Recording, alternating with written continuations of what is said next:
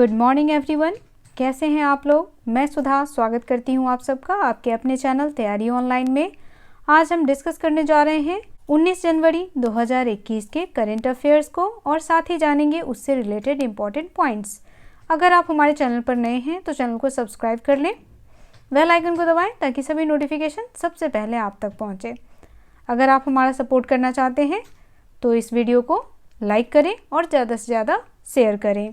तो चलिए discussion start करते हैं। देखते हैं हमारा पहला क्वेश्चन क्या है। फर्स्ट क्वेश्चन हमारा है, भारतीय शास्त्रीय संगीत के उस्ताद गुलाम मुस्तफ़ा खान का हाल ही में कितने वर्ष की उम्र में निधन हो गया है।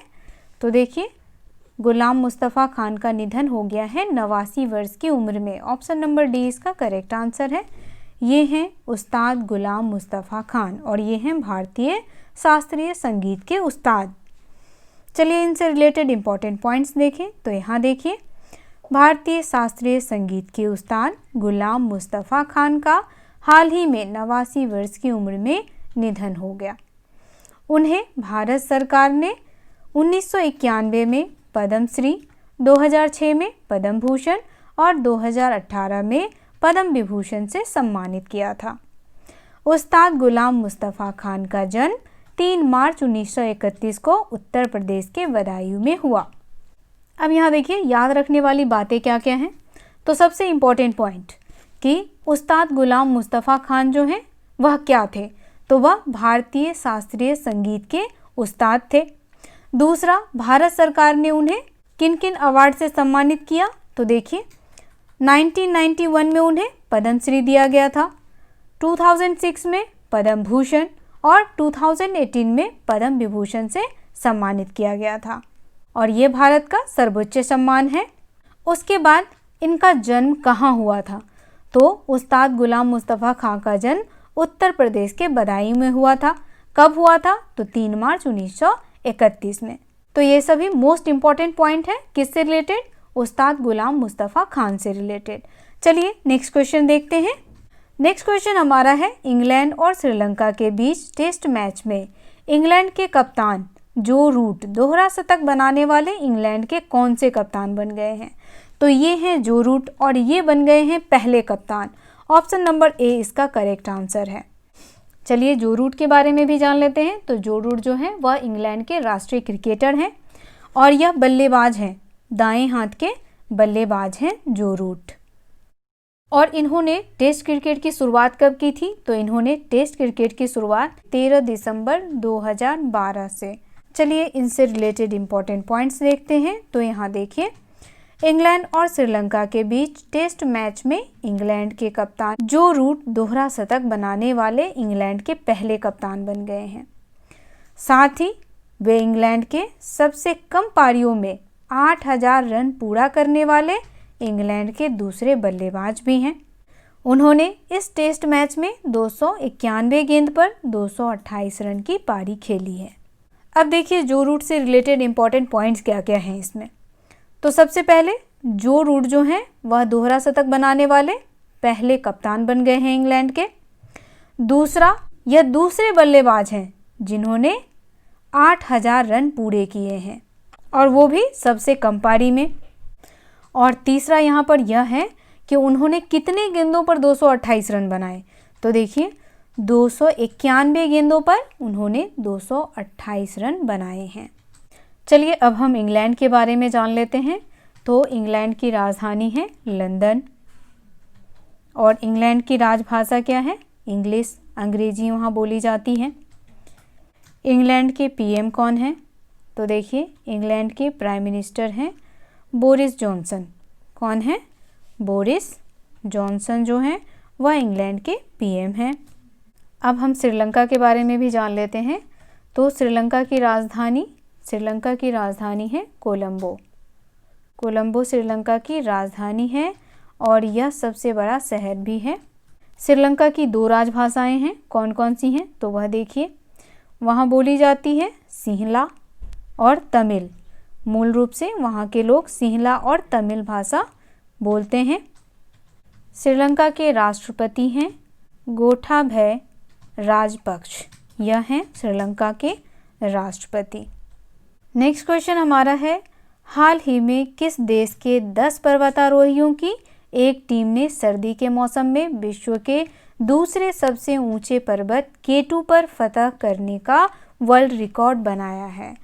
तो किस देश के 10 पर्वतारोहियों ने बनाया है? यह बनाया है नेपाल के 10 पर्वतारोहियों ने। इन्होंने विश्व रिकॉर्ड बनाया है किस पर्वत पे चढ़ने का? तो K2 पे चढ़ने का। तो ऑप्शन नंबर डी जो है वह इसका करेक्ट आंसर है। K2 का पूरा नाम क्या है?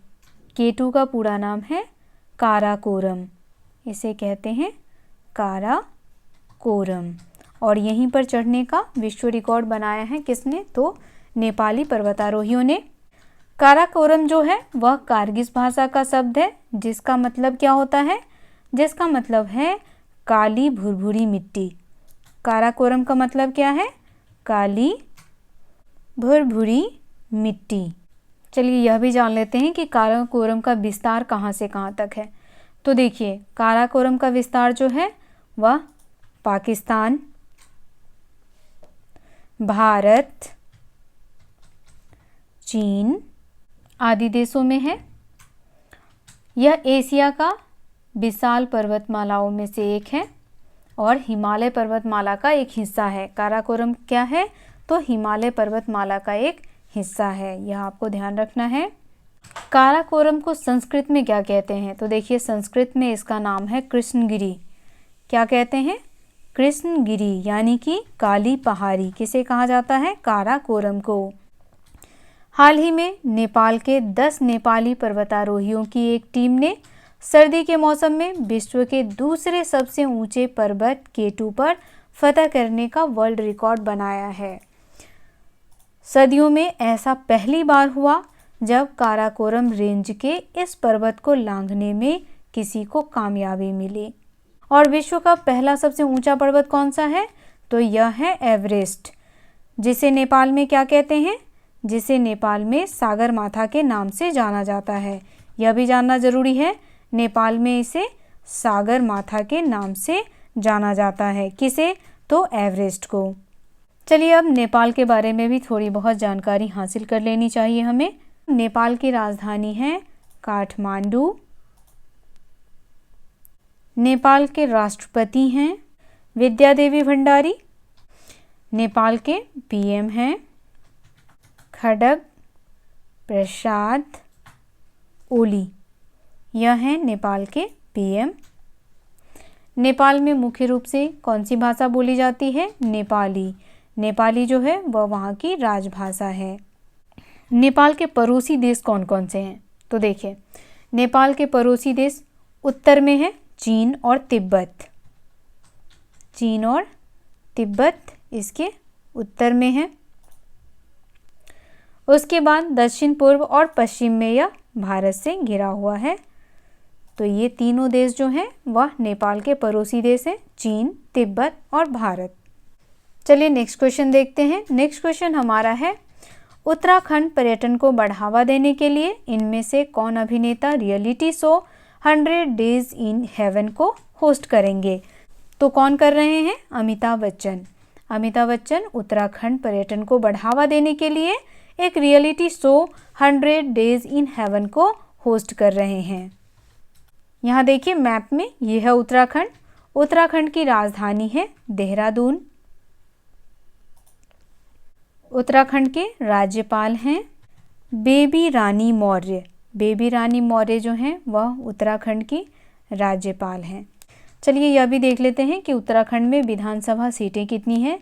तो देखिए, विधानसभा में उत्तराखंड की 71 सीटें हैं। राज्यसभा में कितनी सीटें हैं? तो राज्यसभा में कुल सीटें हैं 3। और लोकसभा में कितनी सीटें हैं?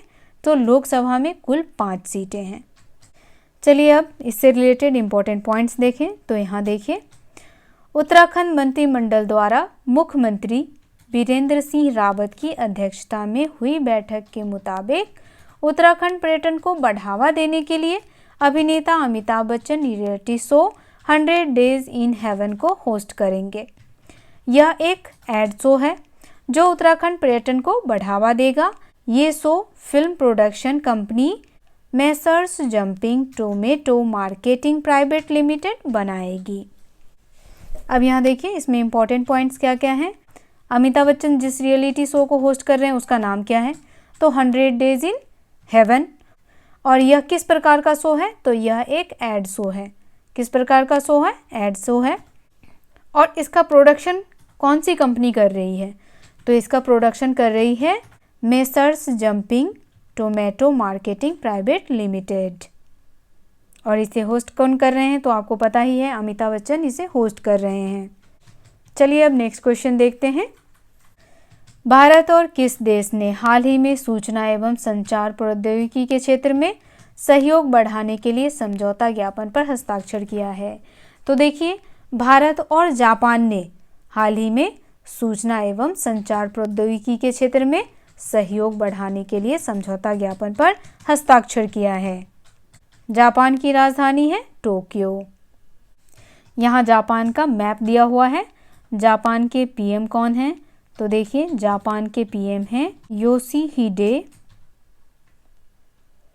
सुगा, यह हैं जापान के प्राइम मिनिस्टर। चलिए क्वेश्चन से रिलेटेड इंपॉर्टेंट पॉइंट्स देखें, तो यहाँ देखिए भारत के इलेक्ट्रॉनिक्स एवं सूचना प्रौद्योगिकी मंत्री रविशंकर प्रसाद और जापान के आंतरिक मामलों एवं संचार मंत्री ताकेदा रायोटा ने हाल ही में देश में सूचना एवं संचार प्रौद्योगिकी के क्षेत्र में सहयोग बढ़ाने के लिए समझौता ज्ञापन पर हस्ताक्षर किए हैं, जिसके तहत दोनों देश 5G नेटवर्क को विकसित करने, संचार सुरक्षा, समुद्र के भीतर फाइबर केबल बिछाने और स्मार्ट सिटी जैसे प्रोजेक्ट पर मिलकर कार्य करेंगे। तो किन किन प्रोजेक्ट पे काम करेंगे, तो देखिए सबसे इम्पोर्टेंट यहाँ है कि वह 5G नेटवर्क को क्या करेंगे, विकसित करेंगे, साथ ही संचार सुरक्षा को बढ़ाएंगे, समुद्र के भीतर क्या करेंगे, फाइबर केबल को बिछाएंगे और स्मार्ट सिटी जैसे प्रोजेक्ट्स पर मिलकर के काम करेंगे। भारत के इलेक्ट्रॉनिक्स एवं सूचना प्रौद्योगिकी मंत्री कौन हैं, तो ये हैं रविशंकर प्रसाद। और जापान के आंतरिक मामलों और संचार मंत्री कौन है, तो ताकेदा रायोटा। नेक्स्ट क्वेश्चन है, निम्न में से किस मंत्रालय ने सभी नए अपग्रेड किए गए खेल सुविधा केंद्रों का नाम खिलाड़ियों के नाम पर रखने की घोषणा की है, तो किसने की है, खेल मंत्रालय ने की है।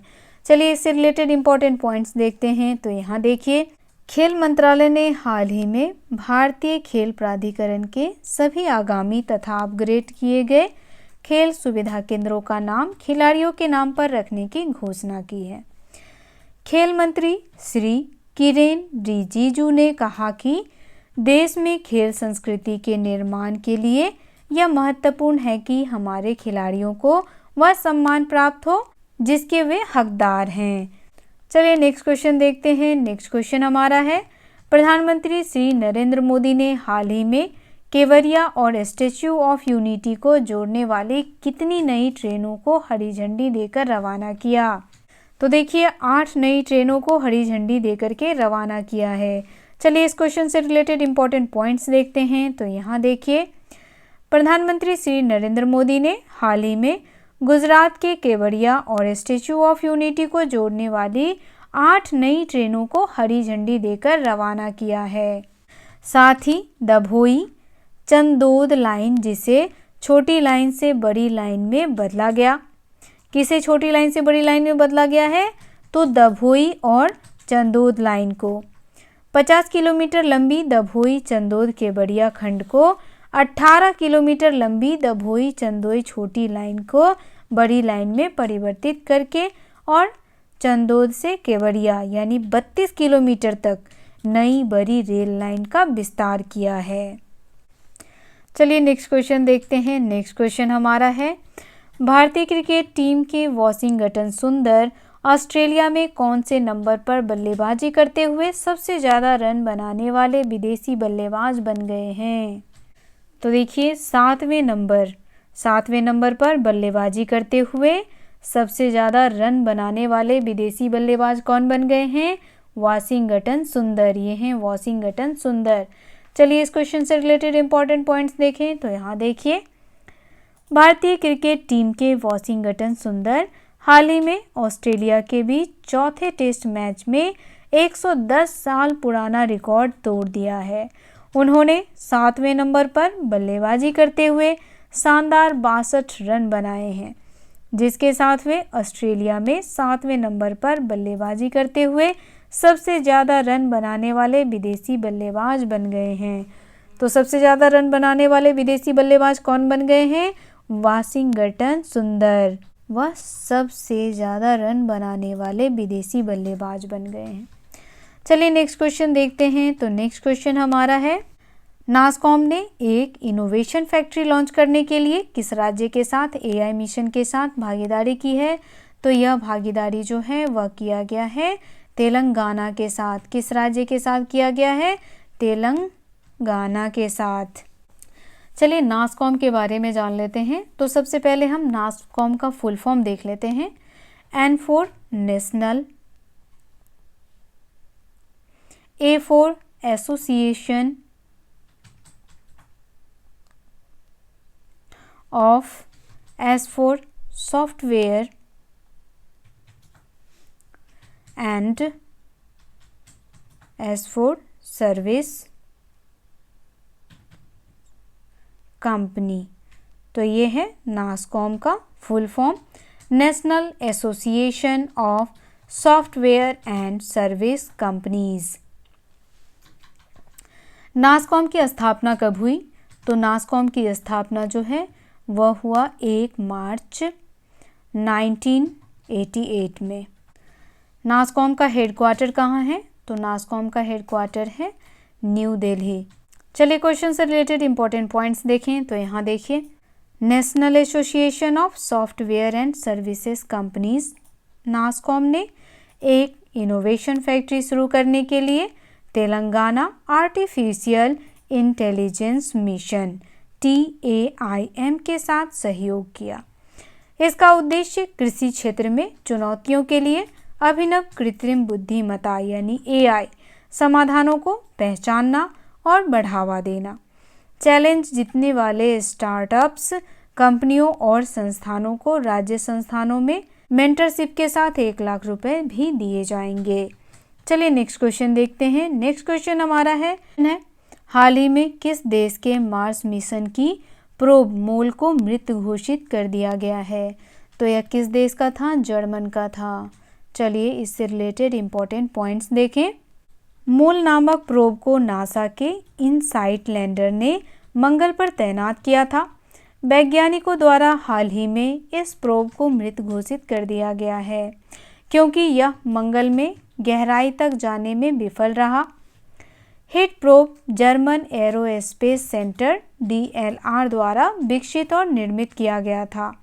यह 2019 में गहरी खुदाई करके मंगल के आंतरिक तापमान का पता लगाने की कोशिश कर रहा था। इनसाइट लैंडर 2022 तक काम करना जारी रखेगा। तो देखिए, प्रोब को विकसित किया था जर्मन एरोस्पेस सेंटर के द्वारा। इसके द्वारा इसे विकसित और निर्मित किया गया था। और इसे मार्स पर क्यों भेजा गया था? तो भेजा गया था वहाँ की आंतरिक तापमान का पता लगाने के लिए। इसमें बताए गए सभी क्वेश्चंस मोस्ट इम्पॉर्टेंट है। तो आज का ये डिस्कशन यहीं समाप्त होता है। डिस्कशन आपको कैसा लगा आप हमें कमेंट करके अवश्य बताएं। अगर आप हमारे चैनल पर नए हैं तो चैनल को सब्सक्राइब कर लें, बेल आइकन को दबाएं ताकि सभी नोटिफिकेशन आप तक पहुंचता रहे। वीडियो को लाइक करें और अपने दोस्तों के साथ शेयर करना ना भूलें। अगर आपका कोई सुझाव है तो वो भी आप हमें कमेंट के माध्यम से दे सकते हैं। तो मिलते हैं अगले वीडियो में। आप सबका धन्यवाद।